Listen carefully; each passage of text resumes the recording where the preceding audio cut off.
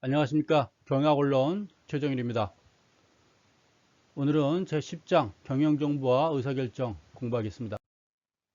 목차는요, 제1절 기업의 경영정보, 제2절 컴퓨터와 정보관리, 제3절 경영의사결정 이렇게 구성되어 있습니다. 지금부터 하나씩 공부하도록 하겠습니다. 제1절 기업의 경영정보입니다. 경영관리와 정보, 그리고 정보 전달 방법의 형태, 그리고 정보의 시스테마 이렇게 또 1절은 구성되어 있어요. 경영관리와 정보, 경영정보의 의, 자료와 정보의 차이가 있어요. 자료는 무엇이고 정보는 무엇인가? 자료란 특정 사실의 내용이나 수치 등을 나타내주는 기본 소재로 각종 기록이나 표현을 의미하고 있다라고 보는 것입니다.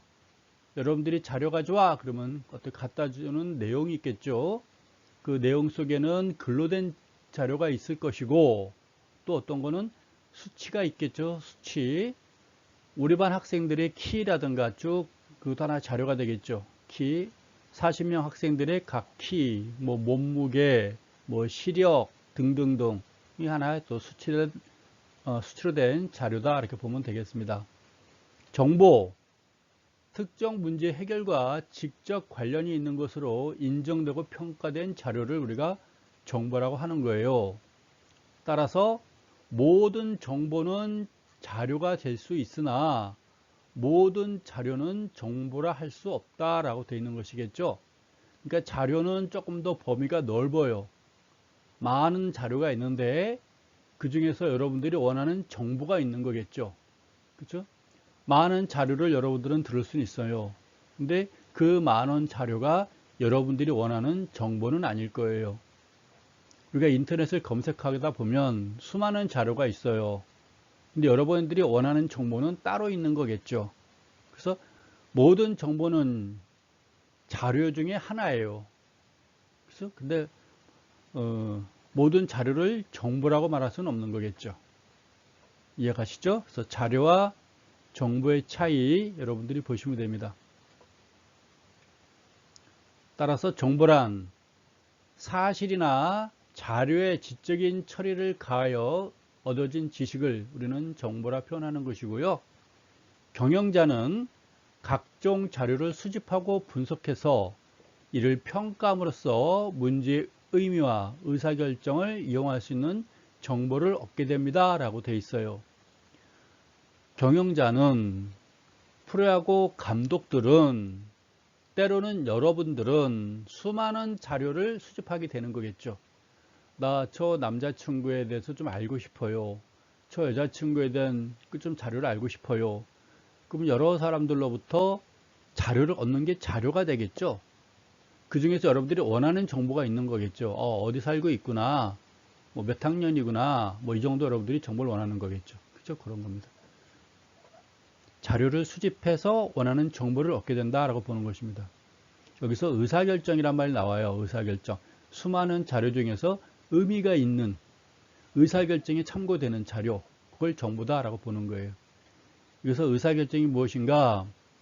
지금까지 많이 나왔는데요. 우리 그 10장에서 이 의사결정에 대해서 이제 구체적으로 공부해야 될 겁니다. 뒷부분에 나와요. 경영 정보의 유형, 기업 외 활동, 비기업 정보겠죠?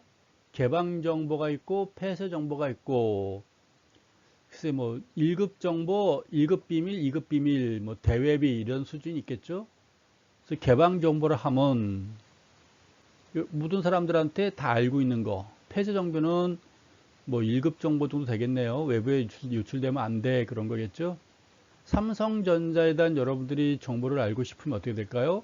홈페이지 들어가면 그 대차도표표, 재무제표가 쭉 전부 다 올려져 있어요. 그 개방 정보다라고 보면 되겠지요. 기업 내 활동, 기업 정보, 경영 정보, 업무 정보, 관리 정보 이거는 외부 사람들이 아니라 삼성전자 내 직원들만 알 수 있는 거겠죠. 경영 정보, 업무 정보, 관리 정보. 그래서 기업 외 활동과 기업 내 활동, 그게 두 가지로 또 구분해 봤고, 기업 외 활동에는 개방 정보가 있고 폐쇄 정보가 있고 이렇게 보는 겁니다. 여러분도 친구들한테 공개할 수 있는 비밀이 있고 공개할 수 없는 비밀이 있듯이 막 그렇게 이해하면 되겠네요. 경영 정보에는 공식적인 정보가 있고 비공식 정보가 있고 수직적인 정보가 있고 수평적인 정보가 있고 대화적인 정보가 있다. 이렇게 5가지로 구분해 봤습니다. 공식적인 정보는 가장 관심이 집중되는 정보, 비공식적인 정보는 비조직적, 비계획적으로 전달되는 정보, 수직적인 정보, 상하 정보와 하향 정보, 우아래 수평적인 정보는 부서 간 횡적으로 전달되는 정보, 대화적인 정보는 인간 대 인간의 관계에서 자유로이 전달되는 정보를 대화적인 정보 이렇게 부르고 있어요. 그래서 뭐 크게 설명을 안 해도 요 5가지 여러분들은 아마 구분이 되지 않나 싶어요. 공식적인 정보, 비공식적인 정보, 수직적인 정보, 수평적인 정보, 대화적인 정보, 예, 경영 정보를 이렇게 5가지로 또 분류를 해봤습니다. 정보 전달 방법의 형태로는요, 그 첫 번째 정서적 공감으로 정보 전달, 업무 수행의 의미와 진정한 목표가 어디에 있는지 공감을 시키고 직원들이 받아들이는 상태에 이르러야 실현될 수 있는 것, 이게 정서적 공감 정보 전달이고요. 이번에는 하이직까지 정보 전달, 정보 자체를 이해하고 직장의 구체적 상황에서 무엇을 하는 것이 중요하며 실천적 행동에까지 연결시켜 정보를 충분히 검토해야 됩니다. 라고 돼 있어요. 하이직까지 아마 경영주가 제 말단 신입 직원까지 정보 전달하는 건가 봐요. 이런 과정을 우리가 하이직까지 정보 전달 이렇게 부르고 있습니다.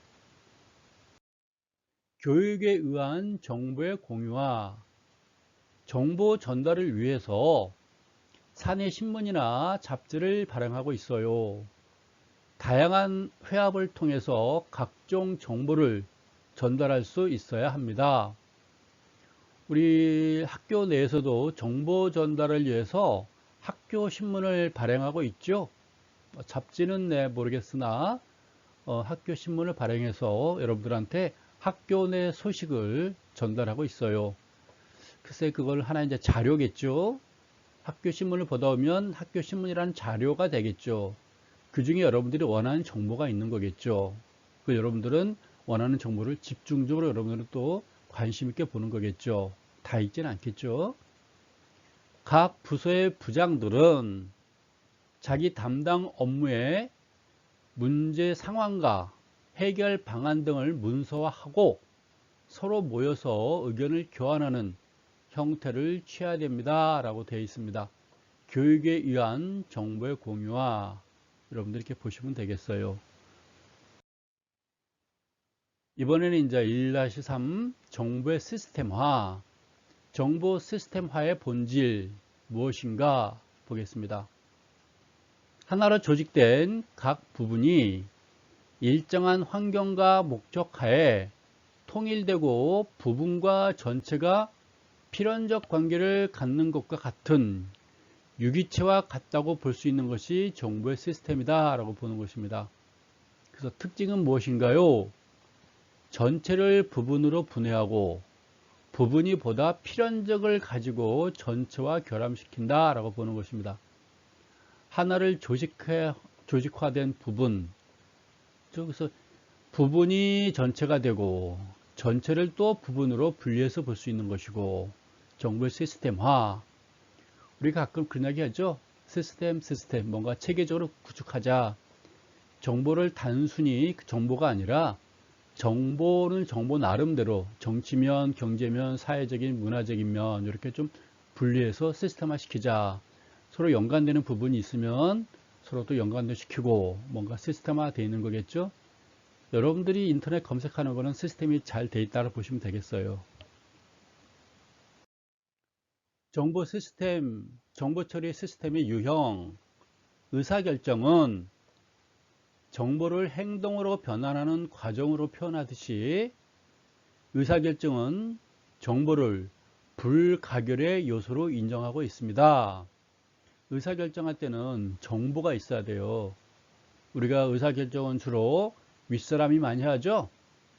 군대 같으면 뭐 사단장이나 연대장이나 대대장이 의사결정하겠죠. 공격 앞으로 하면 공격 가야죠.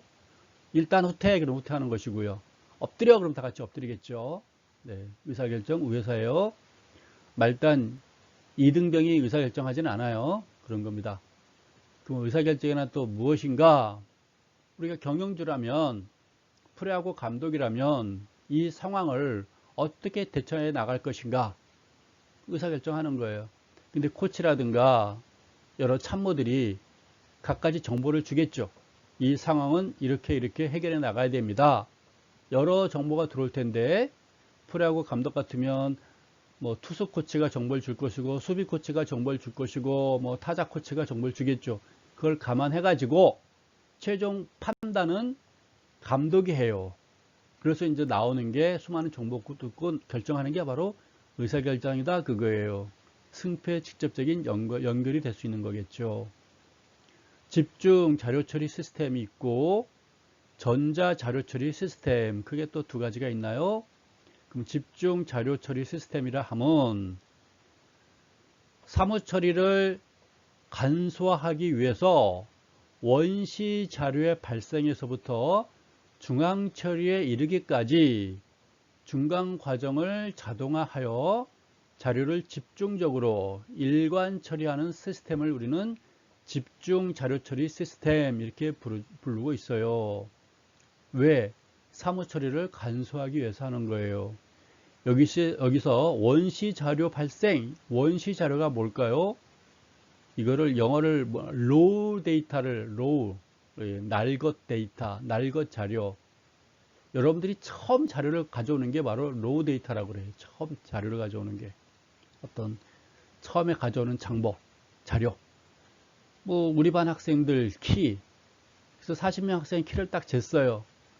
그 40명 학생 키를 처음에 딱 된 그 수치가 raw 데이터가 되는 거예요. 원시 자료가 되는 거예요. 그거 가지고 이제 솔트를 하게 되면, 정렬하게 되면 키 순서대로 쫘라락 솔팅할 수 있는 거겠죠. 그러면 1차 가공이 된 거겠죠. 그거는. 그렇죠? 그러니까 raw 데이터라는 건 처음에 40명의 학생들 키를 딱 쟀을 때 그게 raw 데이터예요. 원시 자료.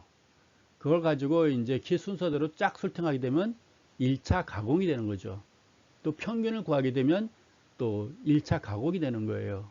그래서 원시 자료하고 1차 가공된 자료하고는 여러분들이 이제 구분이 좀 가시겠죠? 전자 자료 처리 시스템. 전자 계산기를 주축으로 기업 관리에 필요한 자료나 정보를 처리하는 시스템으로 급여 계산, 격리 사무, 통계 사무, 생산 관리, 재고 관리, 생산 계획, 수송 계획 등 판매 업무 처리에 이용할 수 있습니다. 라고 보는 것입니다. 네, 우리가 기업에서는 각가지 모든 자료를 가지고 1차, 2차 가공을 해주게 되면 이와 같이 각각 필요한 부서에서 자기네 푸수한 그 필요한 업무를 할 수가 있는 거겠죠. 그동안 매출액이 많았어요. 순이익이 많았습니다. 그러면 급여 계산할 때 보너스 줄 수도 있는 것이고, 뭐 생산 관리할 때 물건이 잘 팔리니까 좀 더 생산 많이 해라.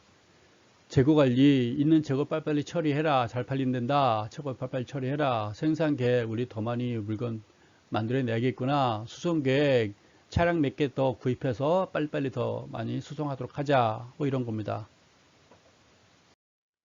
정보 시스템 화해 순서, 계획가 있고 집행이 있고 통제가 있어요. 이건 여러분들 앞에서 많이 봤던 내용들이죠. 계획 있고 집행 있고 통제.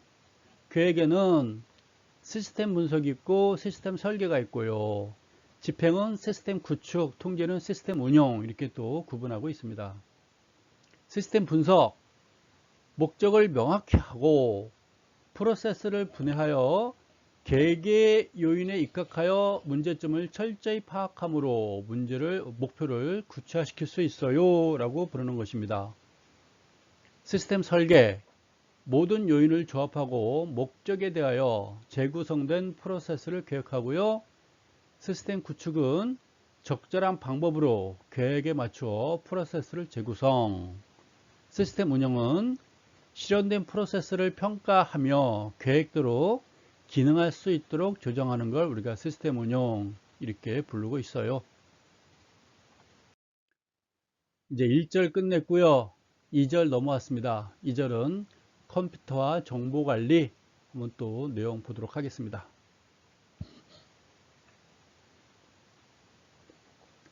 커피 한 잔 마셨어요. 정보 시스템의 컴퓨터와 정보의 네트워크와 관리, 정보의 안전관리. 정보 시스템의 컴퓨터화, 시스템의 수단, 컴퓨터의 이용과 발달, 고속 자동 계산의 목적에서 컴퓨터의 출발이겠죠. 처음에는 좀 고속 계산을 좀 빨리 하기 위해서 컴퓨터가 필요했던 건데 이후 점차 기술 개발에 따라서 용도가 광범위하게 다양해지고 있습니다.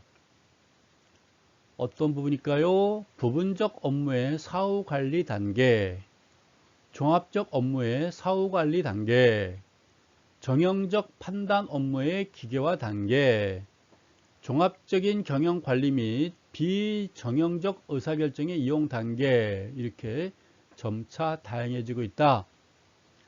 이걸 봐서는 컴퓨터의 처음 출발은 그냥 계산이었나 봐요. 계산을 좀 더 빠르게, 복잡한 걸 조금 더 쉽게 하기 위해서 컴퓨터를 처음에는 만들었었다라고 볼 수 있겠네요. 컴퓨터에 의한 정보 처리 활동의 내용을 보니까 정보의 전달이 있고요. 정보의 저장이 있고 정보의 교환이 있네요. 그럼 정보의 전달이라 하면 정보의 공간적 위치를 변화시키는 활동을 전달이라 하고 정보의 시간적 위치를 변화시키는 활동을 우리는 또 저장이라고 부르고 정보의 내용 자체를 변화시키는 활동을 우리는 정보의 교환 이렇게 부르고 있습니다. 이제 정보 처리 방식인데요. 배치 처리가 있어요. 일괄 처리 방식을 배치 처리, 리모트 배치 처리, 원격 배치 처리, 리얼타임 처리, 실시간 처리, 타임 쉐어링 처리, 시간 처리, 온라인 처리, 통신 회선에 의해서 결함시키는 방식. 요거는 사실 이게 컴퓨터적인 용어인데 저도 이 컴퓨터에 대한 상식이 많지 않아서 경영학 공부할 때 듣긴 들은 내용들이지만 사실 구체적인 거는 정확하게는 잘 몰라요. 그래서 예전에 한 2012년도인가 10년도인가쯤에 혹시 그 당시 멀티미디어 학과, 컴퓨터 학과 학생들은 요 내용들을 잘 알지 않을까 싶어가지고 그 학생들한테 한 2주 전부터 공부해서 한번 가르쳐 볼래? 그랬었어요. 컴퓨터 학과, 그 멀티미디어 학과, 그 당시 인터넷 비즈니스 학과, 지금은 산업경영학과겠죠? 그 학생들 5명들한테 요 10장을 파트별로 조금씩 나눠줘가지고 공부해서 너희들이 한번 해봐. 나보다 잘 가르쳤지 않겠니? 라고 한번 시켜본 적이 있었는데, 기대만큼은 크게 충족시키지는 못했었어요. 근데 어쨌건 이거는 우리가 지금 공부하는 요 과목은 컴퓨터와 경영이 혼합된 거예요. 순수 경영이라기보다는 컴퓨터와 경영이 혼합된 10장이다 이렇게 보시면 될 거예요. 경영을 사람이 하다 보니까 경영이 그 컴퓨터가 필요하잖아요. 그래서 경영과 컴퓨터가 융합이 된 거 바로 우리 정보처리. 사람이 판단하는 것보다는 컴퓨터가 좀 활용하는 게 좀 더 유리할 것 같다. 그래서 우리가 만든 게 바로 요 정보처리. 뒷부분이 나오겠지만 그 MIS라는 과목이에요. 혁신시키기 위한 과목입니다. 컴퓨터와 경영관리 혁신. 그 나오잖아요. 컴퓨터 경영. 그렇죠? 정보 처리 시스템의 변화, 수작업을 컴퓨터 중심으로 하고 있어요. 그러다 보니까 처리 시간이 어마어마하게 단축되고 있어요. 사람 10사람이 모여서 계산하면 이틀 걸리는데 컴퓨터가 하게 되면 1분이면 끝나잖아요. 처리의 정확성이 향상되고 있겠죠. 사람이 계산하게 되면 몇 번 또 반복해서 검토해야 돼요. 이 사람 저 사람 바꿔가면서 검토해야 되는데 컴퓨터는 거짓말을 안 해요. 실수를 안 하잖아요. 네. 그래서 처리의 정확성 향상, 비용이라든가 인원이라든가 입출력 작업의 변화를 보여주었다라고 보겠습니다. 글쎄 컴퓨터만 있으면 비용 절감 되겠죠. 인원도 많이 줄어들겠죠. 입출력 작업도 많이 단축되고 있겠죠. 또한 의사결정 과정의 변화도 많이 생기고 있다라고 보는 것입니다. 의사결정 시간의 단축 및 문제점이 금방 우리가 발견할 수가 있어요. 쉽다 그 말이겠죠. 문제 해결을 위한 대체안도 다양하게 개발되고 있어요. 의사결정자 상호 간의 의사소통이 매우 용이해요. 의사결정이 효율화되면서 창조성과 적응성이 증대가 되고 있어요. 라고 보는 것입니다. 요즘에는 프로 바둑 선수들끼리 바둑을 두게 되면 이미 알파고가 승패를 확인해 주더라고요. 누가 유리합니다. 60대 40으로 A 선수가 더 유리해요. 이렇게 그 프로 선수들이 뜨는 과정만 보고도 알파고가 승패를 미리 결정을 해 주더라고요. 네, 그런 거 보시면 되겠네요. 그 해설자가 승패를 결정하는 게 아니라 알파고가 미리 결정을 해 주는 거예요. 훨씬 빠르겠죠. MIS입니다. MIS 경영정보 시스템. 우리가 이 10장이란 거는 그 경영학에서 처음에 인사관리 공부했잖아요. 인사관리, 그 다음에 마케팅, 생산관리, 그리고 재무관리 공부했었죠.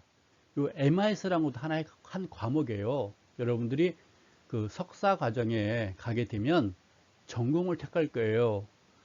나는 공대생인데 대학에서 나는 공과대학을 나왔는데 컴퓨터를 전공했는데 뭐 그랬는데 내가 대학원 가가지고 석사 과정에서 나는 경영학을 공부하고 싶어요. 그럴 때 그분들이 많이 여기 MIS를 많이 선택을 하게 돼요. 왜? MIS 절반 이상은 컴퓨터거든요. 컴퓨터에 대한 지식이 있으면 그만큼 유리해요. 그래서 공과생들이 경영학을 공부할 때는 주로 MIS를 하게 되면 순수 경영학과 출신들보다 유리한 점이 많이 있다. 왜? 이 컴퓨터적인 지식이 나오기 때문에 그런 거예요. MIS 그 혁신이 많이 들어간다라고 보는 거겠죠. 네. 경영 각 계층마다 업무 수행에 필요한 정보를 필요한 시기에 제공하기 위한 효율적인 장치예요 라고 보는 겁니다. 회사의 신경 중추로서 역할을 하고 각 계층의 경영자에게 필요한 정보를 즉시에 제공해 주고 있어요. 격변하는 환경에 적응하면서 성장할 수 있도록 기업 환경을 계속적으로 감시하는 정보체제, 이렇게 보면 되겠네요. 그래서 MIS라는 전공을 여러분들이 한번 공부하는 것도 꽤나 매력적인 전공이다. 저는 경영학을 재무관리 저는 전공했어요. 재무관리. 저는 증권회사에서 한 15년간 근무했었어요. 애널리스트하고 펀드 매니저로. 그래서 저는 재무관리, 돈 만지는 거, 주로 돈을 어떻게 관리하고 주식시장을 어떻게 분석할 것인가. 그래서 저는 재무관리가 전공이지만 이 MIS라는 것도 여러분들이 컴퓨터에 대해서 기능을 좀 많이 알고 있다면 MIS를 공부하는 것도 괜찮다라고 보는 것입니다. 요즘은 MIS가 또 정보 처리 쪽에서도 많이 유용하고 있어요. 정보 처리. 요즘에는 뭐 대규모 뭐 자료 이렇게 많이 나오죠. MIS 구조에는 내부 회계 시스템이 있어요. 가장 기본적인 하부 시스템, 회계 관련 자료를 제공하는 기능 이렇게 표현하고 있고, 경영자는 이 정보에 의해서 기회나 문제를 발견하며 실제 성과와 기대 수준을 비교할 수가 있어요 라고 보는 것입니다. 또 매니지먼트 인텔리전스 시스템, 외부적 기업 환경의 동향을 감시하고 관련 정보를 경영자에게 전달하는 것. 그 다음에 매니지먼트 사이언스 시스템이라고 또 있어요. 경영자가 고도의 통계적 수법을 사용해 가지고 복잡한 문제를 해결해 주는 것, 또 수학적 방법을 사용해 가지고 문제에 대한 해결책을 내세우는 것, 그것이 이제 매니지먼트 사이언스 시스템, 이렇게 보시면 되겠네요. 이제 또 매니지먼트 리서치 시스템이라고 또 있어요. 경영 상황과 관련된 자료 및 결과를 체계적으로 계획하고 수집하고 분석하고 보고하는 정보 체계를 매니지먼트 리서치 시스템, 이렇게 우리가 부르고 있습니다. 뭐 사람이 판단하는 것도 있겠으나 각가지 정보를 컴퓨터에 딱 집어넣게 되면 컴퓨터가 판단해 주죠. 앞으로 호경기가 올 거예요, 불경기가 올 거예요. 그 결정을 해준다, 그 말입니다. MIS를 어떻게 이용하나요? 데이터 뱅크, 요즘 뭐 대형 뱅크, 데이터 뱅크, 뭐 기업 환경으로부터 수집된 원시 자료가 보관되어 있는 게 데이터 뱅크예요. 처음에 막 나온 자료들 다 갖다 집어넣는 게 데이터 뱅크다, 그 말이에요. 통계 뱅크, 통계적 수법으로 단순한 수치 계산이라든가 중회기 분석이나 인지 분석 등 다양한 종류의 방법을 구색하는 게 통계뱅크로 보면 되겠고, 그 다음에 모델뱅크라는 게 있어요. 마케팅 경영자의 경우 마케팅 믹스를 실시하기 전에 어떤 현상을 나타내는지 미리 알 수 있는 각종 모델의 보관이다 라고 보는 것입니다. 여러분들 반가운 용어 나왔죠? 마케팅 믹스 앞에서 공부하지 않았나요?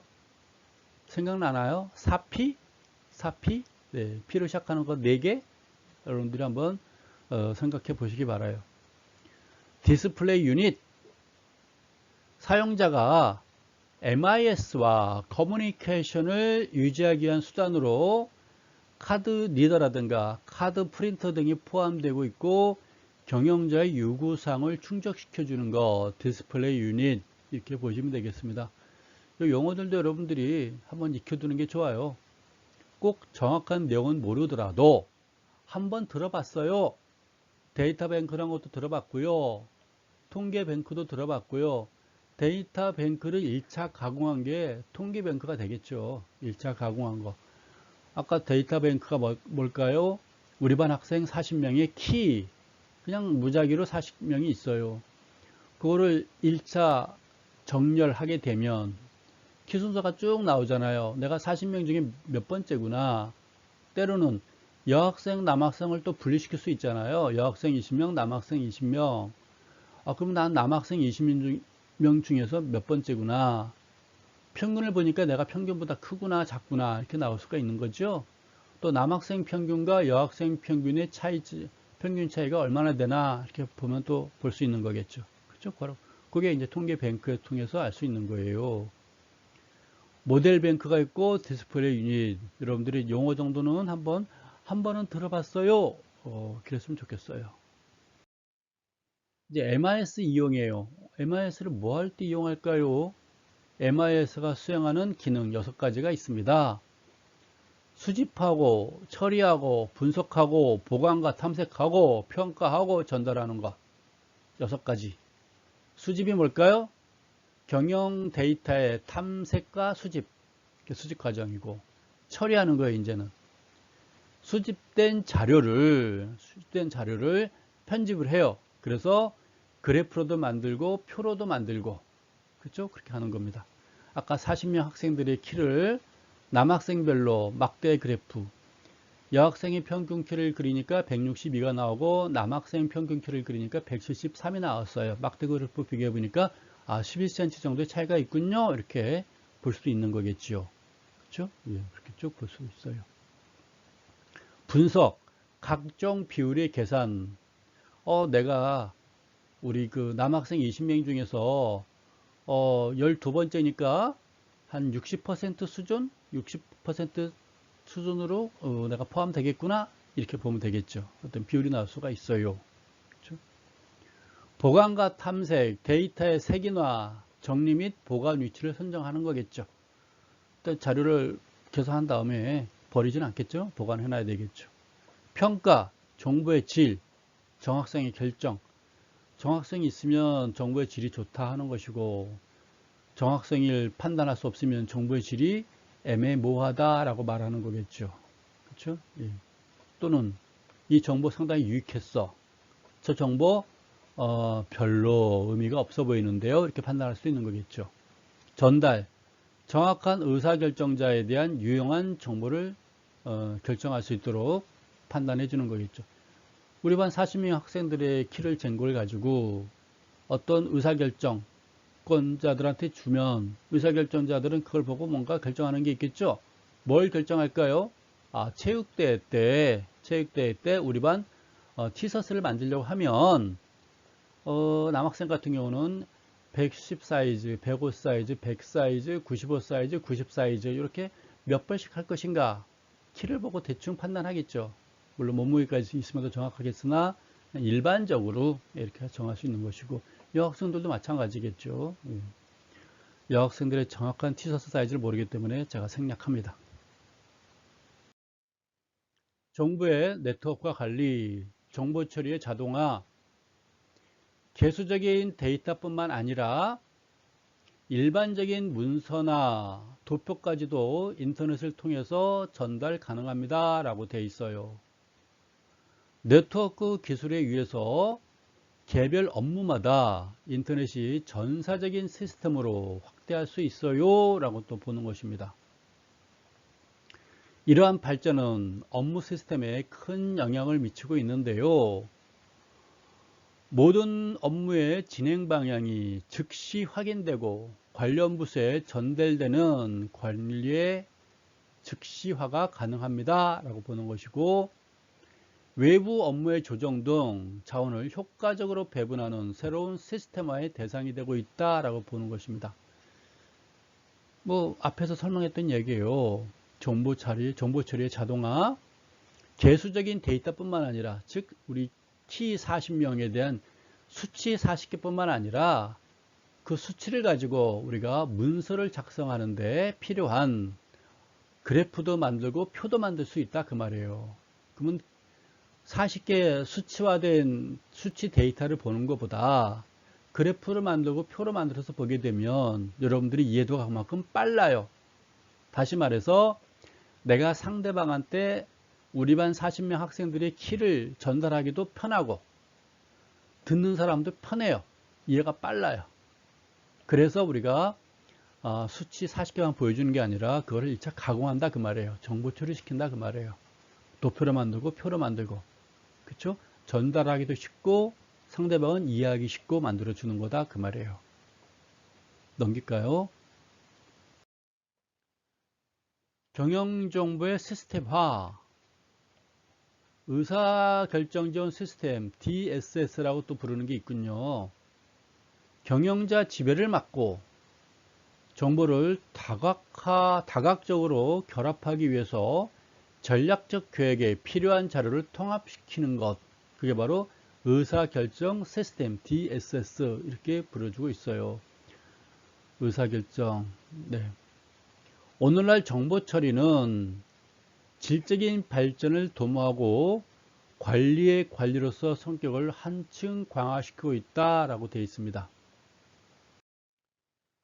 이번에는 시장 전략과 정보 관리 또 살펴보도록 하시죠. 커피 한 잔 마실게요. 정보 관리는 시장 경쟁의 가장 유력한 무기로 시장을 조작하고 지배하는 수단으로 이용할 수 있어요 라고 보는 것입니다. 가짜 정보 줄 수도 있고, 우리가 요즘에 가짜 뉴스 있다고 많이 하잖아요. 가짜 뉴스를 퍼뜨리면서 진실을 왜곡하기도 하잖아요. 네, 정보 관리, 시장 경쟁의 가장 유력한 무기로서 시장을 조작하고 지배하는 수단으로 이용할 수 있다. 정보 네트워크는 많은 소매점이나 소비자를 유치하며 계열화되고 원료나 자금을 통한 기업 계열화로 한층 강화되고 있습니다. 사례가 있어요. 사례. 이 사례는 조금 예전 사례가 될 수 있겠으나 참고해서 보시면 되겠죠. 콤비네이션 스토어, 금융업과 유통업을 연결하는 은행 포스, 자동차 좌석 예약 시스템, 이것뿐만이 아니죠. 요즘에는 엄청난 발전, AI 단계까지 갔으니까요. 여러분들은 인터넷뿐만 아니라 요즘은 스마트폰으로 모든 것을 여기요도 주문하고 있고요. 다 주문하고 있어요. 그렇죠? 다 인터넷으로 모든 걸 택시도 인터넷으로 여러분들이 부르고 있죠. 카카오 택시도 부르고 있고 다 여러분들이 하고 있어요. 너무너무 편해요. 또 스마트폰으로 은행 결제도 하고 있고 이체도 시키고 있고 다 하고 있어요. 그렇죠? 그렇게 하고 있습니다. 사례라는 것은 어마무공 요즘에는 많이 발전해 나가고 있는 것이겠죠. 다음이 또 뭐가 있을까요? 정보의 안전관리. 우리가 뭐라 그럴까, 인터넷 결제, 은행 결제, 금융 결제할 때 제일 먼저 고려하는 사항이 안전성이 있느냐 물어보는 거예요. 두 번째는 보안성이 있느냐. 중요하다 그 말이에요. 안전과 보안이 어느 정도 담보가 돼야, 믿을 수 있어야 사람들이 인터넷 스마트폰 많이 사용하는 것이죠. 그래서 정보는 안전관리가 중요하다.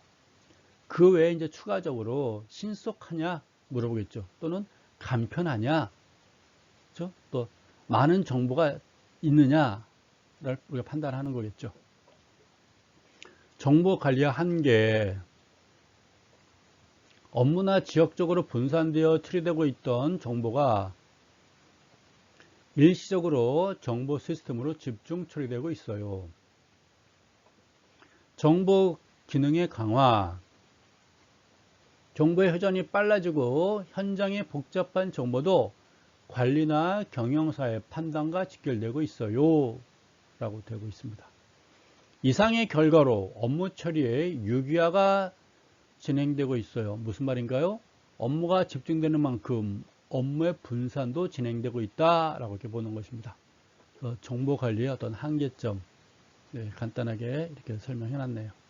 그래서 정보는 안전이 중요하다, 보안이 중요하다, 내 정보가 새는 거 아니냐, 해킹 당하는 거 아니냐, 그렇죠? 이렇게 보는 거겠죠.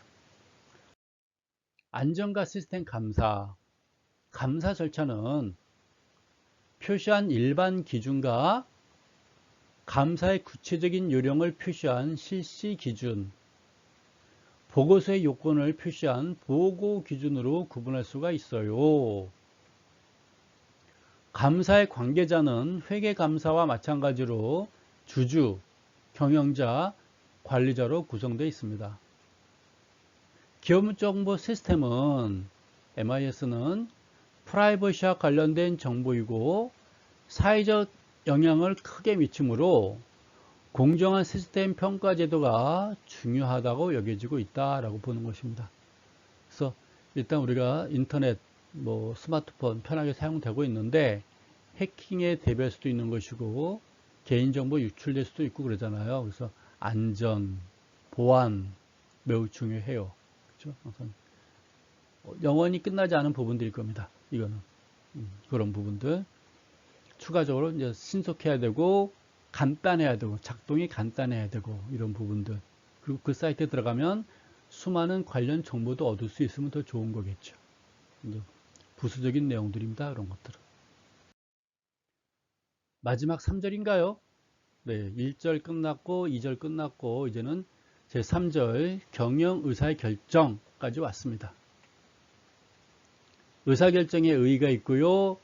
의사결정권자와 의사결정 과정, 그리고 의사결정 기법. 아마 이번 제10장에서 가장 중요한 부분들일 거예요. 의사결정. 여러분도 수시로 의사결정 하잖아요. 오늘 점심 뭐 먹을까? 저녁 뭐 먹을까? 저녁에 친구가 만나자고 하는데 나갈까 말까, 뭐 입고 나갈까, 메뉴 뭘로 할까, 뭐 이런 게 다 의사결정 아니겠어요? 의사결정을 잘하면 하루가 행복하고 잘못하면 하루가 슬퍼지겠죠. 의사결정의 의. 첫 번째, 의사결정의 개념이란 무엇인가? 의사결정이란 무엇인가? 경영자가 경영활동을 수행하는 데 있어서 직면하게 되는 문제 해결 방안의 의사결정입니다. 앞서 얘기했지만 올 여름에 팥빙수 장사를 할 것인가, 또 아이스커피 장사를 할 것인가, 우산 장사를 할 것인가 등등 여러 가지 투자안이 들어와 있어요. 각각 담당자들은 내게 제일 좋아요 그럴 거 아니에요. 그렇죠? 이거 하게 되면 얼마 벌 100만 원 투자했을 때 팥빙수는 120만 원 벌어요. 그리고 우산 장사는 뭐 130만 원 벌어요. 아이스커피는 150만 원 벌어요. 막 그럴 거 아니에요. 근데 그거를 또 다 믿을 수는 없잖아요. 최종 결정은 여러 가지 투자는 다 들어보고 시장성 들어보고 의사결정권자는 과거의 경험과 또 이론적인 판단이 들어가 가지고 최종 결정을 경영자가 하는 거예요. 그게 바로 의사결정이라는 겁니다. 의사결정의 관리 과정. 의사결정은 계획을 위한 구성 요인, 관리 과정이라면 계획하고 조직하고 지휘하고 통제하는 거겠죠. 공통되는 근본 요소가 바로 의사결정 이렇게 보는 것입니다. 이제 의사결정과 관리 과정 어떻게 이루어지고 있는지 한번 또 보도록 하시죠. 계획을 수립하면 그 다음에 이제 문제를 해결하겠죠. 즉 의사결정을 하게 되겠죠. 그 다음에는 경영자가 지휘하고 운영이 되고, 지휘란 말은 이제 운영하는 것이겠죠. 잘 하고 있는지 계속 관찰하겠죠. 그 여름이 끝났을 때 이제 가을이나 겨울 됐을 때 통제, 감사를 해보는 거겠죠. 그렇죠? 지난 5월 달에 투자를 했는데 여름 장사 투자했었는데 잘했네 못했네 통제, 감사를 받아보는 거겠죠. 또 많이 이득을 남았네, 손해봤네 이렇게 나오는 거겠죠. 그렇죠? 바로 그런 겁니다. 의사결정, 관리 과정, 계획 수립하고 의사결정하고 지휘하고 마지막에 통제받는 거겠죠. 의사결정의 구성 요소는 뭐가 있을까요? 첫 번째, 계획 수립 과정에 있어 문제점은 뭘까요? 계획 수립 과정에서 문제점. 조직이나 담당 부분의 임무의 정의, 각 조직별로 어떻게 업무를 맡길 것인가. 여러분들이 이제 MT를 가려고 해요. 을왕리로 MT를 가려고 해요. 물론 을왕리로 갈까, 뭐 강릉으로 갈까, 뭐 변산반도로 갈 것인가, 태안반도 갈 것인가, 뭐 수많은 장소가 있었겠으나 여러분들이 여러 가지 또 지역 중에서 을왕리를 선택했겠죠. 그것도 하나 의사결정이에요. 을왕리로 결정했으면 이제는 총무 파트가 있고, 오락 파트가 있고, 식사당번이 있고, 뭐 주류 담당자가 있고, 또 여러 가지가 또 있겠죠. 그 조직과 이제 담당 부분의 임무의 정의를 하는 것도 있다 그 말이에요. 그렇죠? 팀원들을 구분시켜야 될 거 아니에요. 전체가 다 할 수는 없잖아요. 그렇죠? 그런 거. 또 선발대가 있고 후발대가 또 있는 거겠죠. 집단 목표 설정도 해야 되는 것이고, 개인 목표 설정도 해야 되는 것이고, 외부 환경의 분석도 해야 되는 것이고, 전략의 수립도 하는 것이고, 그렇죠? 이제 조직화와 충원도 있어요. 조직의 분업 방법도 결정하는 거겠죠. 앞서 얘기했잖아요. 선발대 있고, 중간에 가는 사람들이 있을 것이고, 마지막 후발대로 오는 사람들이 있을 것이고, 그것 안에 분업화 시키는 거겠죠. 또 요리 파트, 설거지 파트, 오락 파트 가가지고 이제 인테리어라든가 뭐 이런 주변 환경 만드는 파트 이런 것도 다 있겠죠.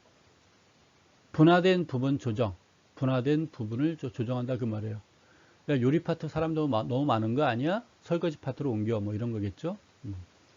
경영자 계층에 따른 의사결정 유형도 있을 것이고, 이건 뭘까 하냐면 좀 공격적인 사람, 조금 뭐 먹는 걸 좋아하는 사람들은 먹는 쪽에 치중이 많을 것이고, 춤추는 걸 좋아하는 사람들은 오락 분야에 많이 관심을 가질 것이고, 잠이 많은 사람들은 숙면 시간, 취침 시간을 많이 쓸 것이고, 아침잠 없는 사람들은 새벽 4시에 일어나 뭐 이럴 수도 있는 거 아니겠어요?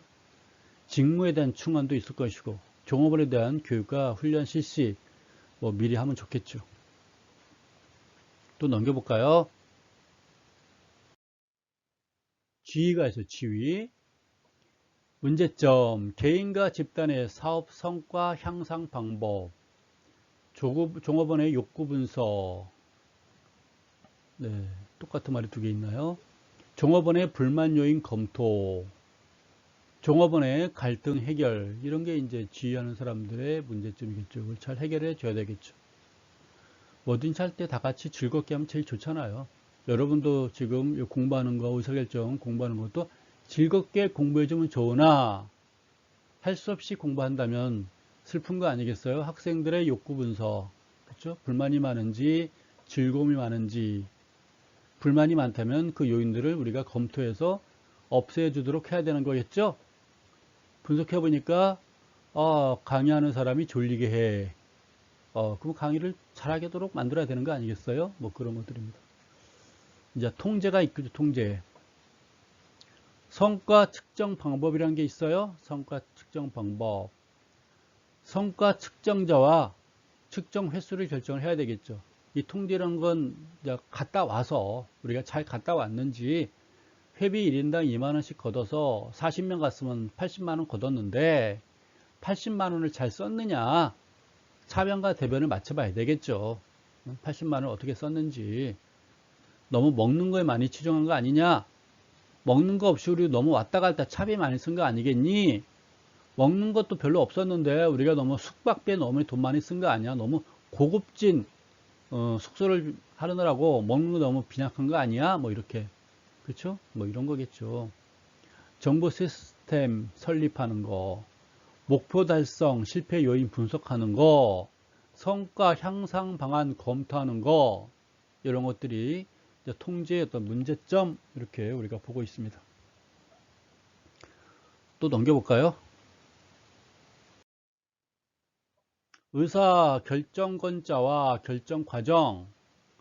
의사결정권자란 무엇인가? 경제인이 있어요. 경제인. 이것도 여러분들 앞으로 많이 들어볼 거예요. 경제인. 관리인도 있지만 경제인. 합리성에 의한 단일 목표에 이윤 추구를 극대화하는 기준에 따라서 행동하는 자. 경제인. 나는 경제인이야. 여러분들이 뭐 그렇게까지는 말했을지는 모르겠으나 앞으로는 사용해도 좋아요. 나는 상당히 효율적인 사람이야. 용돈 나는 한 달에 30만원 또는 50만원 받았는데 상당히 난 경제적으로 잘 사용하고 있어. 가성비가 좋아. 뭐 이렇게 말할 수 있겠죠. 그러니까 30만원, 40만원을 상당히 효율적으로 잘 관리했다, 그런 얘기입니다. 가성비 좋다. 저렴한 가격에 높은 만족을 누리는 거 아니겠어요? 그런 겁니다. 경제인. 똑같은 비용으로 최대 성과를 올리면 되는 거겠죠. 관리인. 관리인은 조직에서 현실적인 의사결정자의 모습을 나타낸 것으로 제한된 합리성에서 의사결정을 내리게 되므로 이러한 관리인 모델을 제한된 합리성 모델이라 부르고 있다라고 보는 것입니다. 조직에 있어서 관리인 모델이 보다 현실적인 의사결정자의 모델이 되고 있으므로 우리는 이거를 기술적인 모델이다 라고 보는 것입니다. 경제인이 있고 관리인이 있는데요, 좀 더 관리인이 현실적인 모델이다 라고 이렇게 부르는가 봐요. 그래서 여러분들이 이 경제인, 관리인 한번 읽어보시고 좀 더 자세한 내용을 여러분들이 알고 싶으시면 따로 또 인터넷에 검색해서 두 글 한번 비교해서 보시고 내용을 좀 더 이해도를 한번 더 높여보시기를 바랍니다. 넘겨볼까요? 의사결정 과정? 의사결정 과정? 의사결정에 이르기까지 정보에 수집하고 검색하고 분석과 같은 일련의 과정으로 구성되어 있다라고 보는 것입니다. 의사결정 과정. 그래서 사이몬이 의사결정 과정을 세 가지로 이렇게 구분했나 봐요. 볼까요?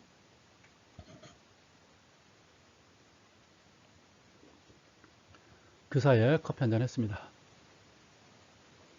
세 가지가 있는데 정보활동이 있고 기획활동이 있고 선택활동, 그게 세 가지로 구분했군요. 정보활동이 뭐예요? 기업의 다양한 환경에서 정보를 수집하고 분석해서 의사결정에 필요한 문제를 발견하는 행동을 우리가 정보활동이다 라고 부르는 것입니다. 기획활동은 뭘까요? 정보활동 단계에서 발견된 문제를 해결하기 위해 대체안을 탐구하고 이를 계획으로 작성하는 단계, 이렇게 보는 것입니다. 우리가 프로야구도 개막을 하기 전에 베스트 9을 설정하겠죠. 투수, 선발 투수 5명, 포수, 주전 포수, 주전 1루수, 2루수, 3루수, 유격수, 좌익수, 중견수, 우익수, 주전 선수를 다 해놨는데 시합이 들어가려고 하다 보니까 저 유격수가 조금 문제가 있어요. 수비에 좀 문제점이 보여요. 그럼 어떻게 해요? 후보자를 미리 만들어 놔야 되겠죠. 대치안을 우리가 미리 만들어 놔야 되겠죠. 혹시 하다가 이루수가 부상을 당할 수도 있잖아요. 응? 애가 좀 몸이 약해요. 다 잘하는데 몸이 좀 약해. 게다가 일주일, 6일 내내 뛰기는 좀 체력이 딸려. 저 선수가 다 잘하는데. 그러면 일주일에 하루나 이틀 정도는 또 다른 선수로 대신 내보내야 되겠죠. 대타. 예, 그게 이제 대체안. 탐구해야 된다 그 말이에요. 선택활동. 각 대체안의 결과를 예상하고 비용과 효과를 예측하여 최선의 것으로 판단된 대안을 선택하는 것, 선택활동이다 라고 보는 것입니다. 그래서 주전 선수가 있음에도 불구하고 혹시의 사고에 대비해서 우리가 각 주전 위치에 대한 그 후보자를 미리 선발해 놓는다 그 말입니다. 넘길까요? 의사결정 기법이 있어요. 의사결정 기법. 전통적인 의사결정 기법으로는 관습 있고 업무 절차가 있고 조직 구조를 제시하고 있어요. 즉 경영자의 판단력, 직관력, 창조적 능력에 많이 의존했어요. 과거의 경험을 바탕으로 하거나 직업적인 훈련을 통해서 능력을 개발하는 방법을 사용했었다 그 말입니다. 그냥 어떤 의사결정 하는데 그냥 과거 경험만 가지고 본능만 가지고 판단한다 그 말이에요. 여러분들 가끔 본능 가지고 많이 판단하지 않나요? 나의 촉은 무지하게 뛰어나. 뭐 가끔 예전에 보면 몇몇 그런 학생들이 있었어요. 나는 상당히 판단력이 빨라. 뭐 나는 촉이 상당히 뛰어나. 난 이런 친구들 가끔 있더라고요. 하다 보면. 근데 시험 보면 찍기 하면 다 틀려요. OXR도 다 틀리고 그래요. 그래서 가끔 헷갈릴 때가 많아요. 촉이 있는 건지 없는 건지. 그냥 본능만 가지고 하는 거겠죠. 그러지 말라 그런 얘기예요. 그래서 경영자도 어떤 본능 관습에 의해서 하지 말고 좀 더 공부를 많이 해라 그런 얘기예요. 그래서 통계적인 지식, 뭐 이론적인 지식도 많이 좀 추가시켜라 그런 얘기입니다. 근대적 방법으로는 OR과 컴퓨터 처리 방법이 있다 그 말이에요. OR, 오퍼레이션 리서치라고 그래요. 아마 우리 그 통계학과라든가 멀티미디어학과라든가 산업경영학과 쪽 학생들은 OR이 뭔 말인지 금방 이해가 갈 거예요.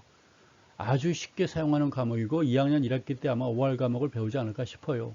예, OR, 오퍼레이션 리서치, 컴퓨터 처리 방법 사용한다 그 말입니다. 발견적 또는 탐색적 의사결정 방법이 적용된다라고 보는 것입니다. 의사결정 기법들이에요. 과거에는 어떤 관습에 의해서 어떤 본능적으로 경험에 의해서 결정했고 근대적으로는 OR과 컴퓨터 처리 방법에 의해서 많이 사용했고 라고 보는 것입니다. 넘길까요? 최근에는 델파이법 사용한다 그런 겁니다. 델파이법. 직관력을 이용해 가지고 집단적 의견을 수렴하고 이를 미래를 예측하는 의사결정 기법 델파이법. 우리가 여러분들 혹시 석사 과정을 가게 되면 논문을 많이 쓰게 될 거예요. 논문 쓰는 과정에서 이 델파이법이라는 게 있어요. 논문은 수치만 가지고 하는 것도 있지만 때로는 그 설문조사를 가지고 하는 게 있거든요. 설문조사를 통해서 그때 이제 주로 이 델파이법을 많이 사용하고 있어요. 그래서 델파이법의 절차는 문제에 대하여 독립적으로 몇 명의 전문가들에게 우편을 통해 그들의 의견을 묻고 수집하는 것. 그렇죠? 결국 설문조사 한다는 얘기죠. 수집된 의견을 요약하여 전문가들에게 제공하는 전문가의 논평과 해결안을 재차 수집하는 것. 의견이 합의에 이를 때까지 유예 방법을 반복하는 것. 이게 델파이법의 절차다라고 여러분들이 보시면 되겠네요. 델파이법의 장점. 전문가들을 한 장소에 모일 필요는 없어요. 다들 바쁘니까요. 한 장소에 모이지 않고도 할 수 있는 장점이 있고, 타인의 영향력을 배제시킬 수가 있다. 전문가들을 한 자리에 다 모아놓고 나면 어쩔까요? 맨 먼저 말하는 사람이 짜장면 그러면 같이 짜장면 따라가야 될 거 아니에요. 맨 먼저 말하는 사람이 아이스 커피 하면 나는 라떼 먹고 싶었는데 그래도 아이스 커피 따라갈 수밖에 없잖아요. 바로 그런 타인의 영향력을 배제시킬 수 있다 그 말이겠죠. 왜? 따로따로 물어보니까. 네. 단점, 너무 많은 시간이 소요될 수 있겠죠. 한 자리 모아놓고 한꺼번에 해결하면 한 방에 끝날 수가 있는데 각각 물어보니까 오며 가며 시간 많이 소요되는 단점이 있겠죠. 참가자에 따라서 결론이 크게 다를 수가 있겠죠. 다 성장 과정이 다르고 환경이 다르니까 또 서로 의견이 다를 수 있는 거겠죠. 창의성을 돌출할 수가 없어요. 다른 사람의 의견을 듣고 뭔가 나의 의견을 좀 더 플러스 알파 새로운 걸로 발전시킬 수 있는데 오로지 내 의견만 가지고 판단을 하려니까 좀 한계는 있는 거겠죠. 그런 델파이법의 장점과 단점이 있다라는 걸 여러분들이 한번 보셔도 좋겠네요. 넘어갈까요? 그 석사과정 들어가서 여러분들이 논문 쓸 때 사용하는 기법인데 저는 아직까지 델파이법을 사용해 보지는 못했어요. 저는 논문 쓰는 방법이 좀 달라요. 탐색적인 기법도 있다라고 보는군요. 탐색적 기법. 인간의 일반적인 문제 해결 과정을 명확하게 하고 프로그램에 기술하고자 하는 시도를 우리가 탐색적 기법이다라고 보는 것입니다. 탐색적 기법의 과정에는 뭐가 있나요? 목표를 설정하고요. 현재 상태와 목표와의 차이를 검사를 해야 되는 거겠죠.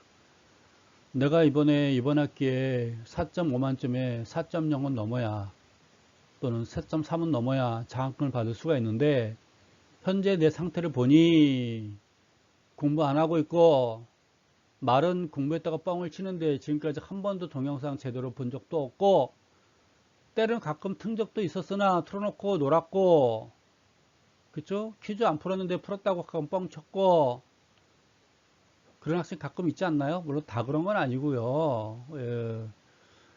동영상 끝까지 듣지도 않았는데 왜 출석이 왜 인정 안 해줘요? 예. 그런 학생도 있을 수도 있는 거 아니겠어요? 여러분들끼리는 서로 잘 알죠? 차이를 제거시키기 위한 수단과 방법을 기억이나 탐색에 의해서 발견하는 것도 있고 발견된 수단이나 과정을 적용하는 것도 있고 이게 탐색적 기법의 과정이다 라고 보시면 되겠네요. 현재 상태와 목표 여러분들 다 검사하고 있죠. 지금 목표는 4.5만점에 4.3인데 내가 지금 공부하고 있느냐, 모든 과목을 내가 그동안 다 동영상 다 듣고 있었느냐, 과제 잘 제출하고 있느냐, 하루에 최소한 몇 시간씩 공부하고 있느냐 여러분들이 보시면 되겠네요. 그렇죠? 현재 상태. 선형계획법, 리니어 프레임ing. 최적의 제품을 배합하고 광고 매체를 잘 선택하고 작업자와 기계를 잘 활동을 해야 되겠죠. 작업자 10명이고 기계가 10개면 각각 1인당 하나씩.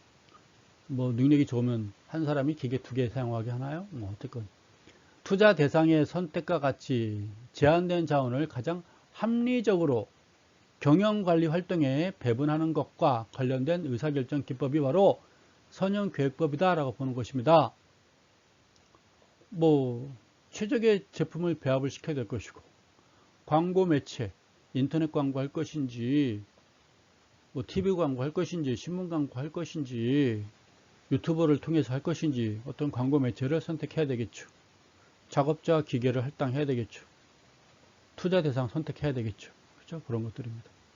이런 의사결정 해야 된다 하는 얘기예요. 마지막 페이지로 나는 알고 있습니다. 지금이 마지막 페이지. 확률적 기법이라는 게 있어요. 확률적 기법.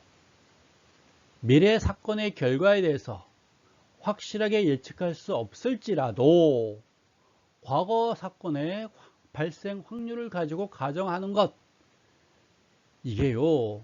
우리가 그래서 과거에 대한 거, 우리가 주가 그래프를 많이 보잖아요. 주식 투자할 때 그래프를 많이 봐요. 그래프라는 거는 미래가 나타나 있는 게 아니라 과거의 주가가 나타나 있는 게 그래프예요. 어제까지의 모습이 그래프에 나타나 있는 것들이잖아요. 그렇죠? 그걸 가지고 미래를 예측하는 거예요. 미래를 예측하는데 미래의 자료가 있는 게 아니라 과거 자료만 있어요. 그 과거의 자료를 보고 나서 우리가 미래를 예측하는 거예요. 그럼 뭘 보나요? 아, 그동안 쭉 빠졌다가 이제 올라가는 추세구나. 추세를 보는 거겠죠. 이쯤 되면 다 왔으니까 상승 추세인데 지금쯤이면 거의 고점이야. 과거 경험상으로는 거의 고점이야. 이제는 빠질 수밖에 없어. 과거 경험상으로는 지금이 바닥이야. 더 빠질래야 내려갈 데가 없어. 지금 사면 좋아. 이제 올라갈 일만 남았어. 우리가 미래 사건 결정할 때는 어떻게 해요? 과거를 보면서 미래를 예측한다 그런 얘기예요. 네. 역사는 왜 반복되기 때문에 그런다라고 보는 겁니다. 의사결정의 3단계. 의사결정자는 발생 가능한 모든 사건과 이들 사건이 가져올 결과를 고려해야 되는 거겠죠. 케이스 바이 케이스예요. 의사결정자는. 한 가지만 결정하는 게 아니라 케이스 바이 케이스. 향후 발생 가능한 모든 사건, 호경기가 온다면, 아니면 지금 상태가 계속 유지가 된다면, 또 하나는 불경기가 온다면, 그렇지 않아요? 지금보다 더 좋아질 거냐, 지금 상태 유지할 거냐, 지금보다 더 나빠질 거냐, 케이스 바이 케이스, 거기에 맞게 각각의 대비를 하라 그 말이겠죠. 그렇죠? 지금보다 더 좋아지면 투자 늘려야 되겠죠. 종업원도 뽑아야 되겠죠. 기계도 사야 되겠죠. 광고 대비해야 되겠죠. 지금 상태 유지가 된다면 그냥 그대로 가면 돼요. 지금보다 더 나빠질 것 같으면 네, 생산 줄여야 되겠죠. 그렇죠? 그런 겁니다. 생산 줄이고 투자 줄이고 종업원 더 안 뽑고 그게 그런 거죠. 케이스 바이 케이스. 여러분도 충분히 가능한 얘기들이에요. 개인상도. 그 다음에 의사결정자는 각각의 결과가 발생하는 확률을 계량화하여 확률 분포로 이를 표시한다. 어허, 이거는 참 수준 높은 의사결정자겠죠. 계량화한다, 수치화한다. 예를 들어서 호경기가 올 확률 50%, 지금 상태 유지가 될 확률이 30%, 불경기가 올 확률이 20% 이런 거 아니겠어요? 계량화한다. 또 우리가 내일 날씨 예측할 때 비가 올 확률, 과거에는 때때로 한 차례 비 그랬어요. 예, 때때로 한 차례 비. 그럼 비가 온다는 얘기인지 안 온다는 얘기인지 애매하잖아요. 오전에는 뭐 빗발이 날리겠으나 오후에는 뭐 날씨가 맑아지겠습니다. 이러면은 빗발이 날리는 게 온다는 얘기인지 안 온다는 얘기인지 얼마나 온다는 얘기인지 모르잖아요. 그래서 요즘에는 계량화 했어요. 수치화 시켰다 그 말입니다. 확률을. 그래서 각 시간대별로 오전에는 비올 확률 70%, 오후에는 비올 확률이 비올 확률이 30%. 그럼 오전에는 비가 좀 오는구나. 오후에는 안 오겠구나. 근데 오전에 오는데 강수량이 한 5mm 내외, 그러면 오긴 오되 조금 오겠구나. 우산 안 가져도 되겠네. 뭐 이런 거 아니겠어요? 그겁니다. 계량화한다. 수치화한다. 여러분들 어디 여행 갔다 왔어요? 제주도 갔다 왔는데 얼마나 만족하니? 만족해. 얼마나 만족해? 100점 만점에 100점 할 수도 있고 100점 만점에 80점 이렇게 할 수도 있잖아요. 그렇죠? 수치화하면 여러분들이 좀 더 이해하기가 빠른 거예요. 의사결정자는 각각의 결과를 화폐 단위로 나타내고 이를 기초로 기대의 화폐 가치를 산출해 줘야 한다. 라고 보는 것입니다. 네, 화폐 단위로 나타내는데 결과를 지금 100만원 투자하는데 미래에는 아마 150만원 벌 수 있어. 지금 100만원 투자하는데 그냥 100만원 번전될 수 있을 것 같다. 지금 100만원 투자하면 글쎄 내 생각에는 조금 한 20% 정도 확률은 80만원 낼 수도 있어. 손해볼 수도 있어. 이렇게 말할 수 있는 건가 봐요. 네, 상당히 어려운 기법이고 수준 높은 거겠네요. 땡큐. 여러분 10장 공부하느라 고생 많으셨어요. 고맙습니다.